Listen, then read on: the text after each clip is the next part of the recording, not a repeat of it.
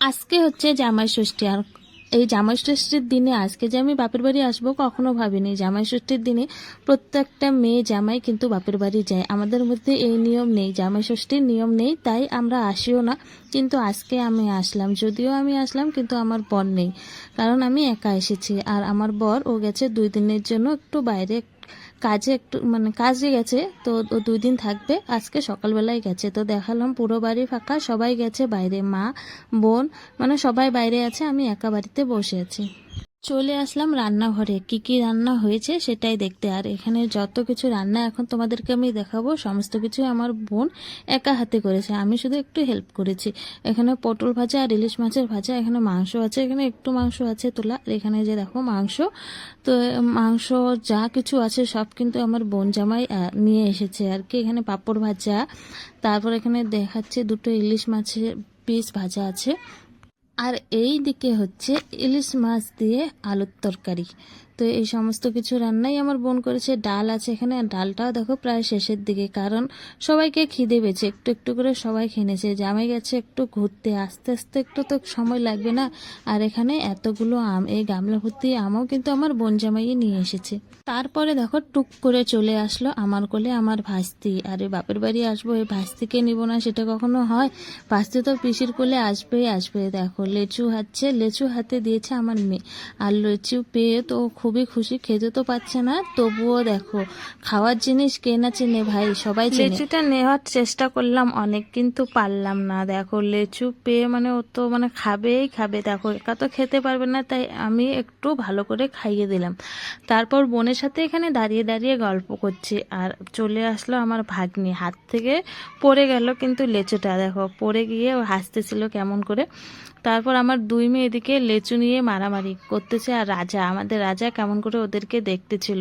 রাজা তো খেতে পারবে না, আর ওর মিষ্টি জিনিস কিন্তু রাজার খুবই পছন্দ। মিষ্টি কিন্তু সেরকম ওকে মানে খেতে দেয়নি ডাক্তার, আর ওর খুবই পছন্দ। এখানে আমি ফল কেটে নিয়েছি, কারণ এখন খেতে দেব আমার বোন জামাইকে। আর এখানে থালাটা সুন্দরভাবে সাজালো আমার বোন। বাড়ি আসলেই রাজা আমাকে দেখে, রাজা তো আমাকে চেনে, অন্য কেউ আসতে পারে না, অন্য কেউ আসলেই ভোগে কিন্তু, আর আমাদেরকেও তো চেনে। তাই ও মানে আসলেই আমাদেরকে ডাকে, ওকে একটু আদর করতে হয়। আজকে সেরকম আদর করার সময় পাইনি, তাই বারবার আমার দিকে তাকাচ্ছিল, তাই ওকে একটু আদর করিয়ে দিলাম। আর এদিকে দেখো বোন জামাইকে খেতে দেওয়া হয়েছে, তো বাটিগুলো এক এক করে নিয়ে আসতেছি। তো বুনু নিয়ে আসলে প্রথমে, তারপর ভাবলাম যে না আমি 2টা নিয়ে আসি, তারপর আমি 2টা বাটি হাতে নিয়ে আসলাম। তো এখানে থালাটা সুন্দর করে সাজিয়ে দিয়েছে সব কিছু, বুনুই সব কিন্তু ওই কাজ করতেছে, শুধু আমি একটু হাতে হাত লাগিয়ে হেল্প করছি। জামাই ষষ্ঠীর নিয়ম নেই বলে, তাই বলে কি এই জামাই ষষ্ঠীর দিনে বাপের বাড়ি আসবো না? আজকে দেখো ঠিক চলে এসেছি, মেয়ে জামাই মিলে বাপের বাড়ি চলে এসেছি। আর যদি ভালো থাকি, সুস্থ থাকি তোমাদের ভালোবাসায় আর আশীর্বাদে, তাহলে প্রতি বছরই এরকম করে আসবো। যদিও একটু মনটা খারাপ, কারণ আমার বর নেই। আর সবাই বলতেছে আর কি, আমার বোনও বিশেষ করে বলতেছে যদি জাম্বু থাকতো তাহলে ভালোই হতো। আমারও মনটা খারাপ, কিন্তু কি করব, আজকে যে সকালবেলা হুট করে এভাবে মানে চলে যাবে কাজে, আমিও জানি না। আজকে এই বাড়ির এক জামাই এখানে বসে খাচ্ছে, মানে এটা হচ্ছে ছোট জামাই, বড় জামাই নেই। কিন্তু যদি ভালো থাকি তোমাদের ভালোবাসার আশীর্বাদে, অবশ্যই নেক্সট ডে 2 জামাই একসাথে এভাবে বসে খাবে।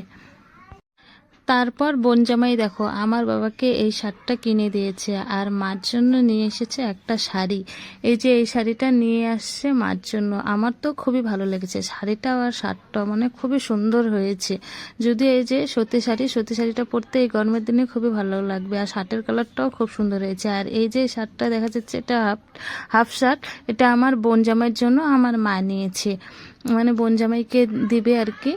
আর এই যে এটা হচ্ছে 3 পিস একটা জামা মানে চুড়িদার আর কি, এটা হচ্ছে বোনের জন্য, বোন নিজে পছন্দ করেই নিয়ে এসেছে জামাটা আর শার্টটা। তো কাপড়গুলোর কালারগুলো আমার তো খুবই ভালো লেগেছে। তোমাদের কেমন লেগেছে একটু কমেন্ট করে জানিও।